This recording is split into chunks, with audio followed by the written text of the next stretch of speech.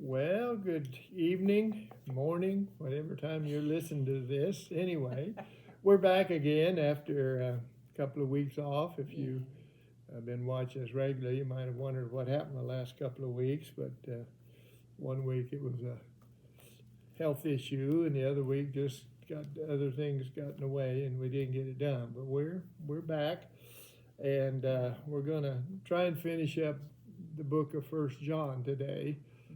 We're in chapter 5, and we're going to, like I say, try and finish that up. So let's just jump right in, and let's start in verse 6. I think that's where we left off.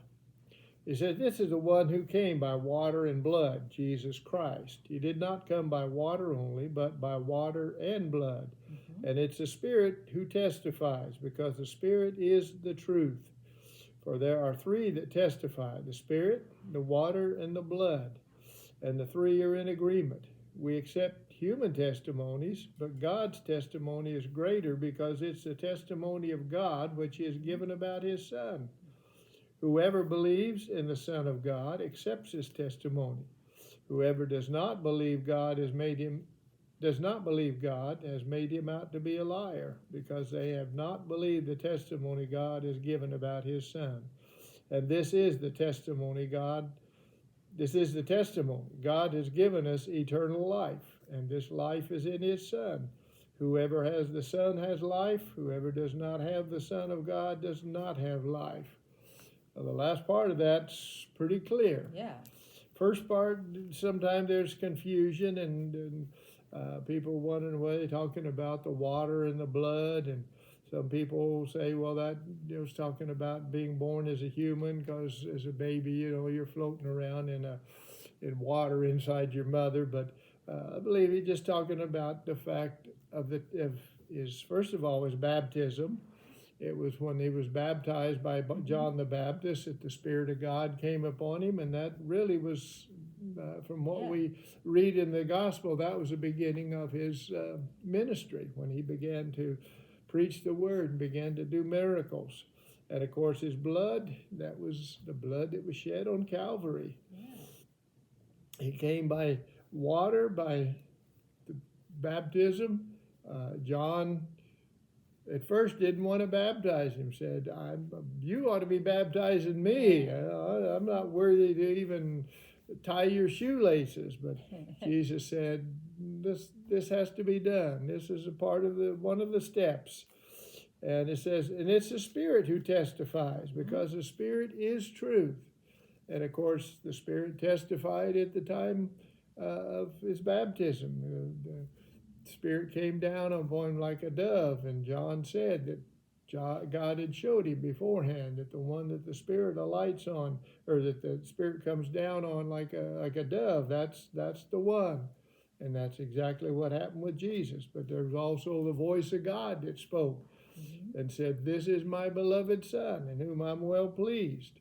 And then again on the Mount of Transfiguration, when Moses and Elijah appeared with Jesus, and again, when Peter said, "Well, let's build 3 tabernacles, and let's just camp here in this place." This is, it's kind of like when you have a mountaintop experience, you want to stay there. Let's just camp in this place. But we don't get to do that. We have to go back down in the valleys again. But anyway, when a cloud descended over them, and Moses and Elijah disappeared, and there was just Jesus standing there. And again, the voice came and said, "This is my beloved Son, in whom I'm well pleased." And so we're willing to accept human testimonies, but he says here, God's testimony is greater. Yeah. And of course, he gave his testimony not only through speaking at the time of his baptism, and the Mount of Transfiguration, but by the miracles that Jesus did. They were all signs and testimonies, witnesses of Jesus's power. You remember when they brought the man in on the stretcher, when they had to let him down through the roof, and the first thing Jesus said was, "Your sins are forgiven." Of course, the Pharisees got very upset, said, "Nobody can forgive sin except God." Yeah. And they weren't wrong in that. They weren't wrong. I mean, we can forgive people their sin against us. We can forgive what people do against us, but we can't forgive their sins, the sins against God. And because most of all of our sins are against God, we're rebelling against Him. We're disobeying Him, and we can't forgive those sins that are against God. Only God can do that. Yes. But Jesus said, to show you that I have authority to forgive sin, said, I speak to him and I'll tell you, rise up and walk. And of course, the man immediately got up and walked. And so again, there was testimony from God of that he was who he claimed to be. And of course, finally, when Jesus said, destroy this temple, talking about his human body, destroy it, and 3 days later will be raised up. And of course, that's exactly what happened. 3 days later, he was raised from the dead again. So again, there was testimony that came from God. Because an ordinary human being can't raise themselves from the dead. No.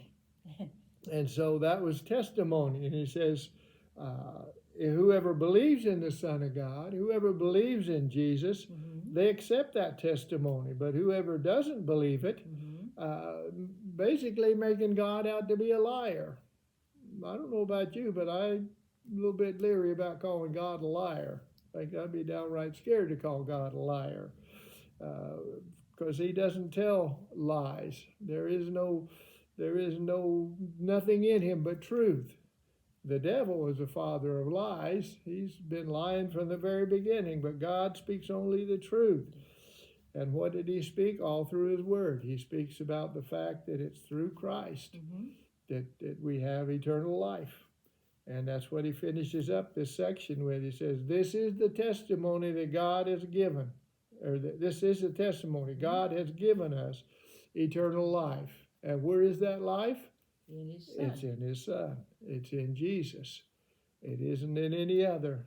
People, again, will try and tell you, oh, there's many ways to heaven. There's many ways to get to God. But not according to the Bible. The Bible says there's one way. Yep.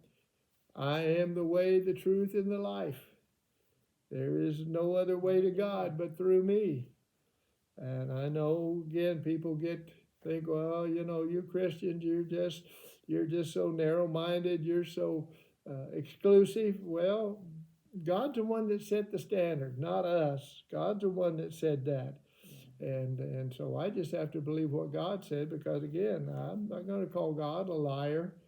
If I say there's many different ways to God, if I can get to God just by being a good person, if I can get to God by giving enough money or saying the right words or whatever else, whatever other way people claim there is by belonging to the right church, if I can do that, then basically I'm making God out to be a liar, because God said that life is in the Son. It's in Jesus. And so I don't want to be, like I say, I don't want to be accused of calling God a liar. He says in verse 12 there, he says, whoever has the Son has life. Whoever does not have the Son of God does not have life. To me, that's pretty cut and dried. It's real plain. If you got Jesus, you got eternal life. Yeah. You don't got Jesus, you don't got eternal life. That's, like I say, pretty plain. Yeah.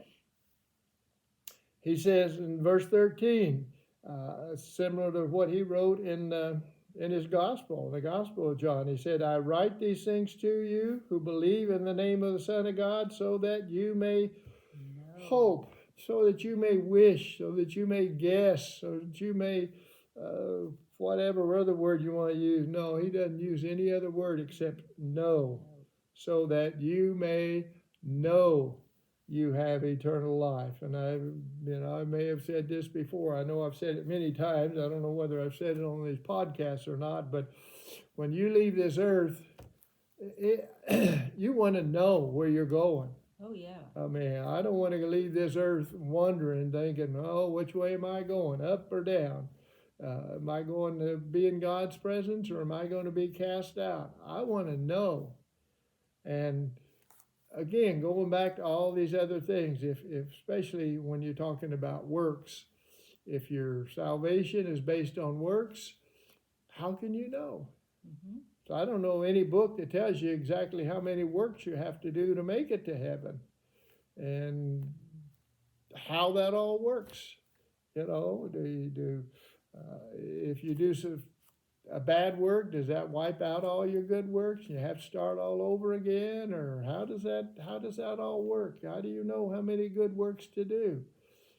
Ask somebody that believes that that's how you get into heaven, by doing good things. How many good things you have to do? I mean, we did jail and prison ministry for years, and a lot of those guys in there did some good things, but they did some bad things too, wound up in prison and jail.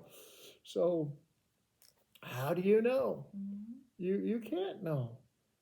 But John says, I write these things so that you may know. You can know. Yeah. And how does he know? Or how do we know? Because we believe in the Son of God. We believe in the name of the Son of God, which is Jesus. And not just believe that there was a Jesus, but believe that he was who he said he was, Yes. that he is who he says he is, because he still is the Son of God. He's not quit being the Son of God. He's sitting up in heaven now. And he says, it goes on, he says, this is the confidence we have in approaching God, that if we ask anything according to his will, he hears us. And if we know that he hears us, whatever we ask, we know that we have what we ask of him. That's right. Now, sometimes we can take these scriptures kind of out of context. I think in John, I think it's in chapter 15, where it says, if we abide in him and his word abides in us, we can ask whatever we want and we'll get it. And some people think, oh, I can just ask anything I want. So I'm going to ask for a big fancy car and a big house and a lot of money. And it says, if he abides in us, or we abide in him and his word abides in us, if we're abiding in the Lord and his word is abiding in us, we're not going to be seeking stuff that are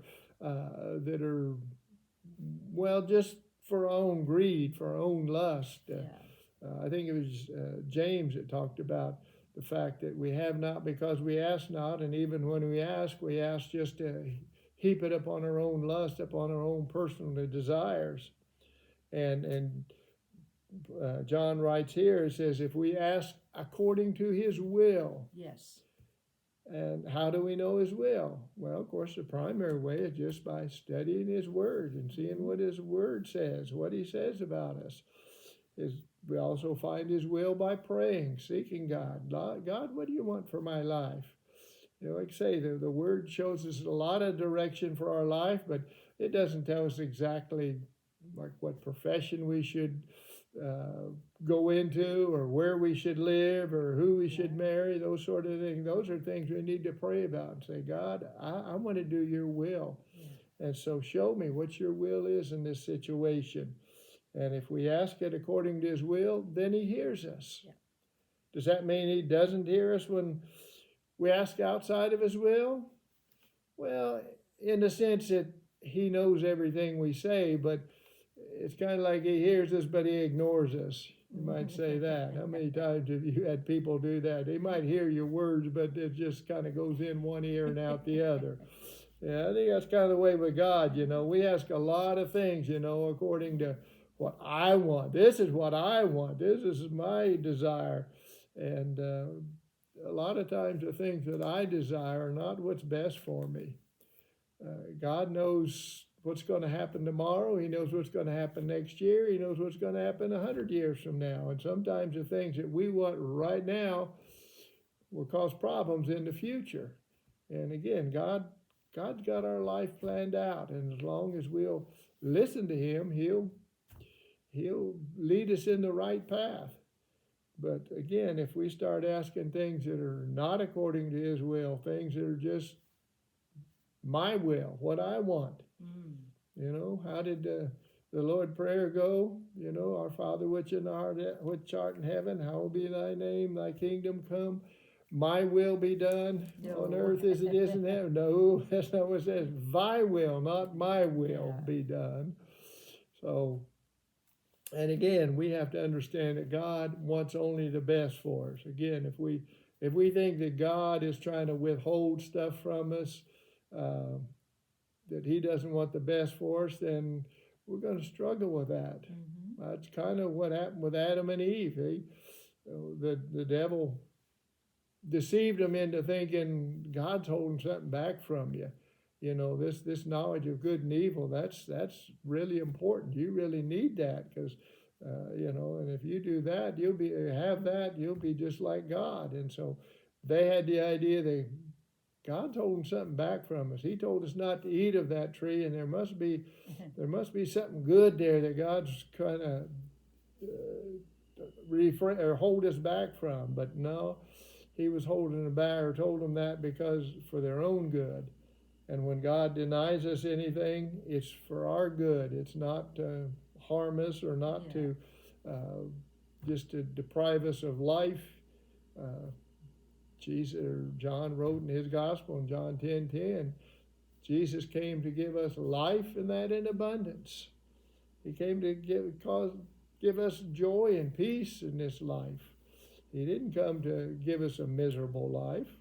Now, sure, there are going to be difficulties in this life because we do have an enemy.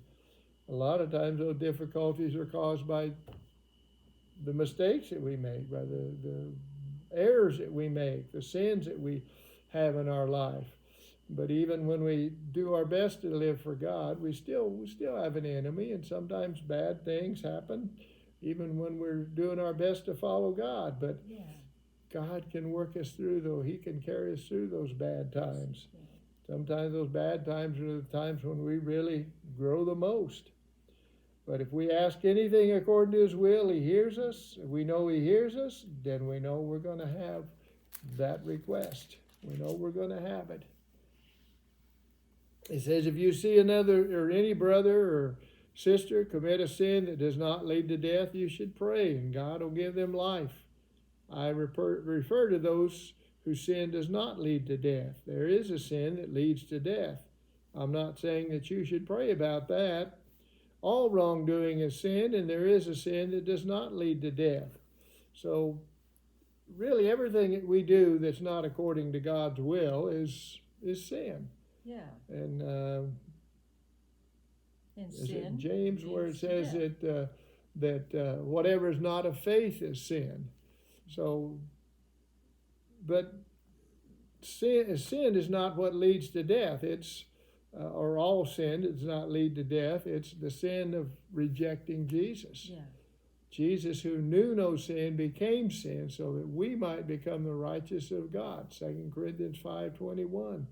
And so there is forgiveness for sin. If we confess it as sin and receive Jesus as our Lord and Savior, receive the righteousness that He's given us. What is a sin that leads to death? Mm-hmm.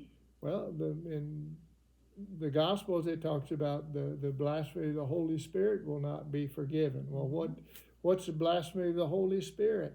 Well, Jesus made that statement right after the Pharisees were attributing the power that He had to the devil, saying, you're casting out devils and doing all these things under the power of Satan.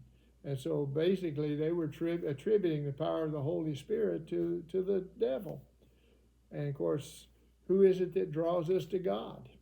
It's the Holy Spirit. So if we're rejecting the calling, the drawing of the Holy Spirit, if we're rejecting the work of the Holy Spirit in our lives and saying, oh, that's got to be the devil that wants me to do that, there's no repentance, there's no forgiveness, because you're not turned into the one that can forgive you. And whether that's the one He's talking about here, I don't know for sure. But all I know is that if we'll turn to Jesus, our sins can be forgiven. There is forgiveness for sin. As I've said before, really the world doesn't have a sin problem. They just have an acceptance problem. Because the Bible says Jesus died for the sins of the world. They've been dealt with. They've already been Jesus took the penalty for those sins. The only reason everybody's not forgiven is the fact that not everybody accepts that. Not everybody receives that forgiveness from Jesus, because it has to be received. It's not an automatic thing that just sprinkles down on all of us. It's something we have to receive. Yeah. Some of us put up umbrellas so that forgiveness falling down doesn't get onto us. But we got to open up our arms and say, yes, Lord, I receive that forgiveness. I believe that Jesus paid the penalty for my sins, so I can have forgiveness. And so, and we, it talks about praying for those that we see that are living in sin, people that are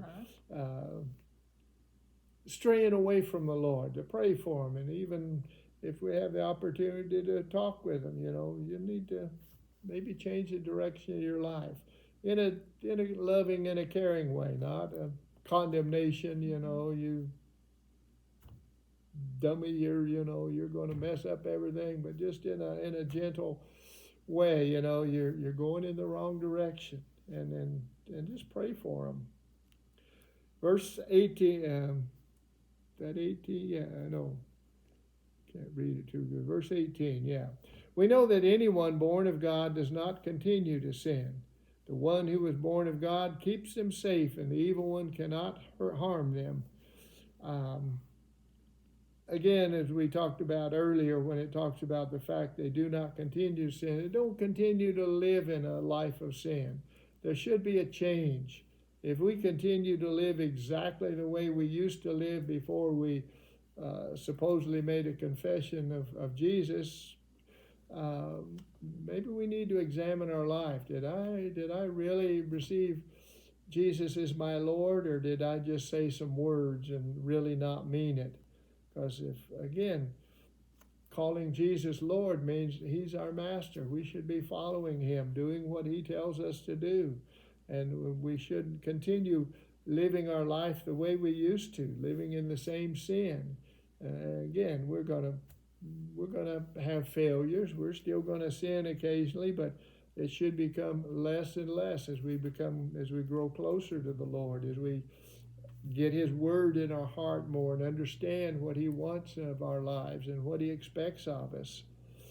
And the one who was born of God, and of course that's Jesus is talking about, he keeps us safe, and the evil one cannot harm them. Again, you say, well, how come bad things happen to Christians? Well, the ultimate harm is to separate us from God, and the devil can't separate us from God. We're the only ones that can separate ourselves from God. Once we've made our confession, though, and we truly believe that Jesus is the Lord and that Jesus is our Savior, it says he keeps us safe. See, we don't have to do it ourselves. He keeps us safe. He helps to keep us safe, and he protects us from the evil one. He puts a hedge round about us. And again, if we get outside of that, if we stray out of that, we kind of open ourselves up to the enemy. But all we got to do is just repent and say, God, I'm sorry, I kind of strayed away there. Let me get back under your protection again. Let me get back under your umbrella again, if we word it that way. It says, we know that we're children of God, and that the whole world is under the control of the evil one.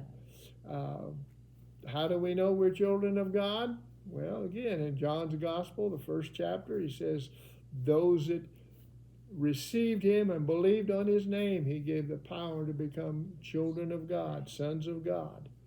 Aren't we all children of God? Well, we're all creations of God, but we're not all children of God. We haven't been born into the kingdom of God. Yeah, that's what Jesus told Nicodemus. You must be born again. It's a spiritual birth. Where Nicodemus was trying to think of it physically. Well, we can't go back in our mother's womb, And Jesus said, that's not what I'm talking about. I'm talking about a spiritual birth, been born from above. In other words, a reconnection with God. And again, how do we do that? By receiving what Jesus did on the cross. We know also that the Son of God has come and has given us understanding so that we may know him who is true. And we are in him who is true by being in his Son Jesus Christ. He is the true God and eternal life. He says it several times here in this chapter, you know. Eternal life is in the Son of God. And he is God. Even though we call him the Son of God, he is God. He's part of the Godhead, so he is God too. Mm-hmm. He was a fully human, but he is also fully God, and in him is eternal life. You know, I think that's interesting, Joe, that by the end of the New Testament, disregarding Revelation, that John would emphasize the fact that we're born again if we have our faith in Jesus. And I mean, we've talked about a lot of things in the New Testament, you know, but it seems like the believers need that assurance that yes, you are saved, you are born again if you trusted in Christ as your Savior, so that we don't have to be wishy-washy Christians, but we can know, we can have that assurance. I mean, we can say, yes, I am born again, I'm a child of God, and no matter who tries to talk you out of it, you stand on the Word, you trust the Word. Yeah. The Word tells you exactly how you get born again. That's right. It tells you exactly.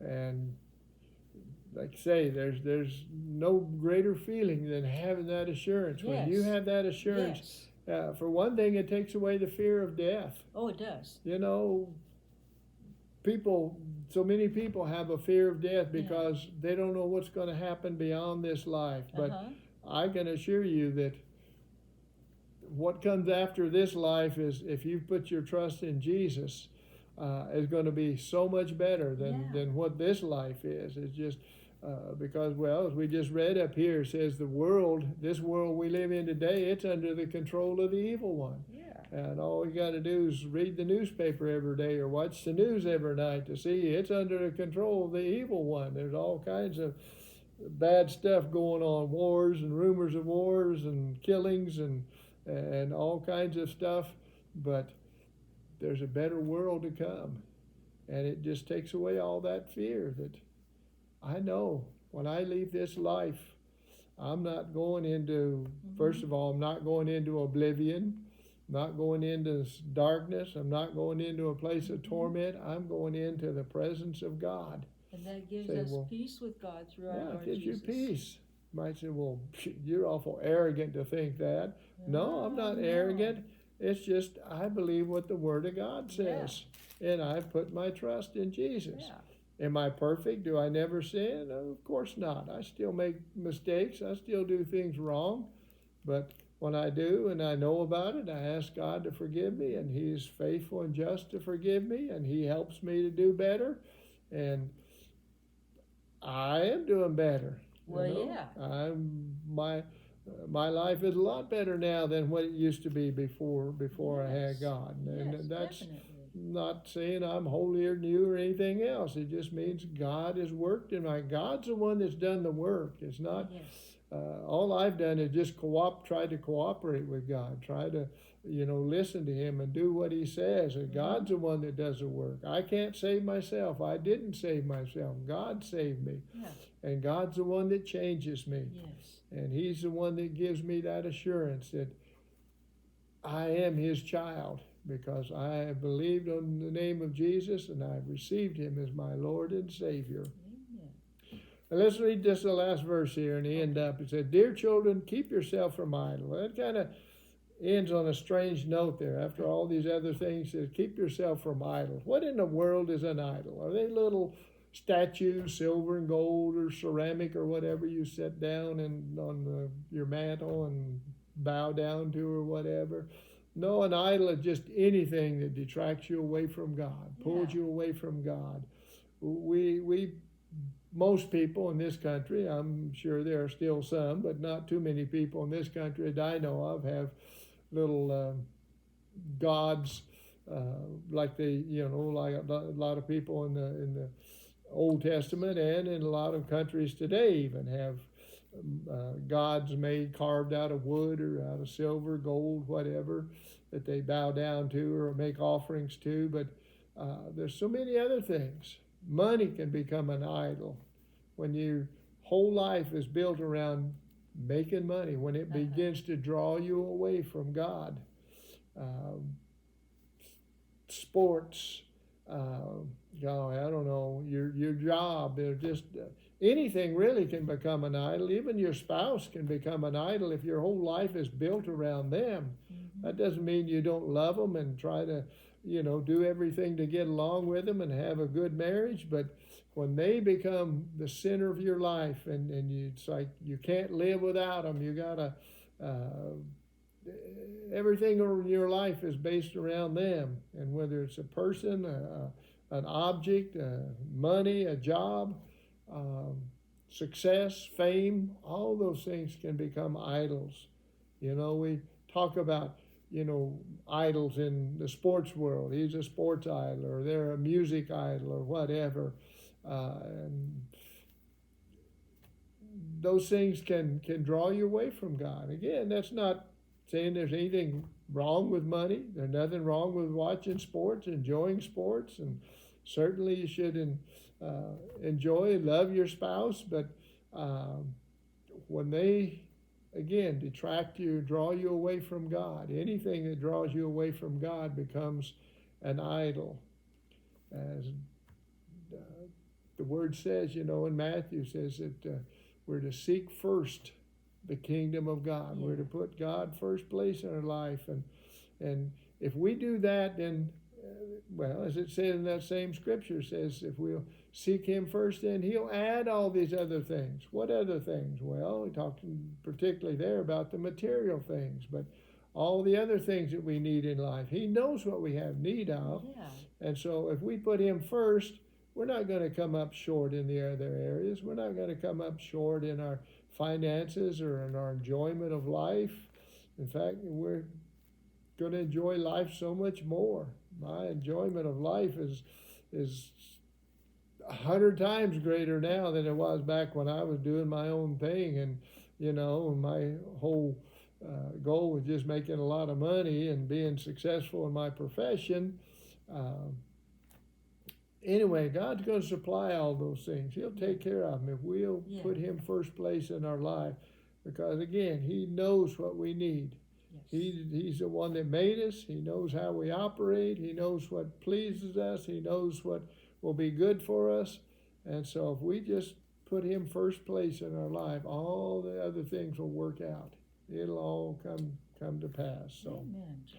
All right. Well, let's end there. We'll maybe next week get through 2nd and 3rd John, maybe get into Jude. I know 2nd and 3rd John are both pretty short books, and a lot of it is just some repetition of what he said in 1st John. But anyway, we'll end there, and let's just pray. Father, we thank You that we can have assurance, Lord, that we don't have to leave this life. We don't have to live this life, Lord, just wondering, doubting, fearing, hoping maybe we'll make it. Maybe we're good enough, Father. Lord, we know we're not good enough. We know we can't work our way into heaven. Your word says that nobody is saved by the works of the law, by rules and regulations, but salvation is only in one name. There's only one name under heaven by which men may be saved, and that name is Jesus, the Messiah, the Christ, the Son of God, the one that went to the cross and laid down His life, poured out His blood for us, that we might become the righteousness of God. And as many of us as received Him and believed on His name, You've given us the power to become sons of God. And so I thank You, Lord, that we can claim to be children of God, Father, and then just help us to grow and be obedient children, Lord, to live the kind of life that You want us to live, Father. I just speak encouragement and blessing to those that are watching, Lord, and just pray that this would be a time of just reflecting on their lives, Lord, and seeing what you want to do in their lives, Father, and turning their lives over to you, Father. And we just give you praise and thanks in Jesus' name. Amen. Amen. Amen. All right. Well, I hope that's been encouragement to you today. Oh, yeah. And we'll get back next week and finish up the epistles of John and, like I say, maybe get into Jude, depending on how long-winded I get. But anyway, be blessed, and we'll see you later.